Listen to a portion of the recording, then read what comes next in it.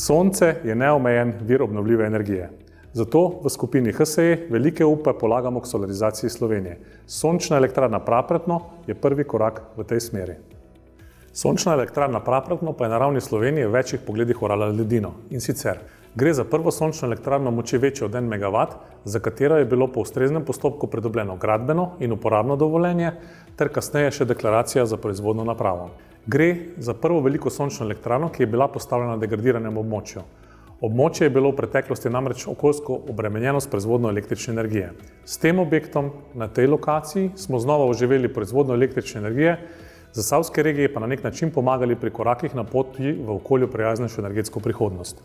Zgodba je zanimiva tudi zaradi dvojne rabe zemljišča, saj se zemljišče primarno izrablja za proizvodnjo električne energije, spremljajoče pa za pašništvo ovac. Projekt danes predstavlja pravi študijski poligon za izobraževalno, znanstveno in drugo zainteresirano javnost. In prav tako izredno pomembno dejstvo, projekt je primer dobre prakse z vidika sodelovanja, saj je bil izveden izključno z znanji in izkušnjami družb znotraj skupine HSE.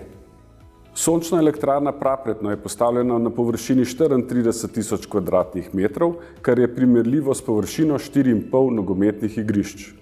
Moč elektrarne je več kot 3 MW, za kar je bilo potrebno namestiti 6746 modulov, kar lahko preslikamo na 300 streh stanovanjskih hiš.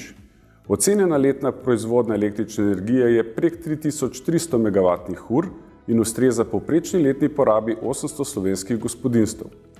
Elektrarna je direktno povezana v razdelilno-transformatorsko postajo Hrastnik, zato ne povzroča negativnih vplivov na omrežju.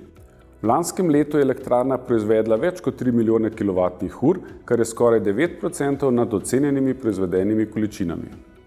Če izhajamo iz prej omenjenih podatkov, je sončna elektrarna Prapretno v lanskem letu prihranila 1357 ton CO2, kar ni zanemarljivo.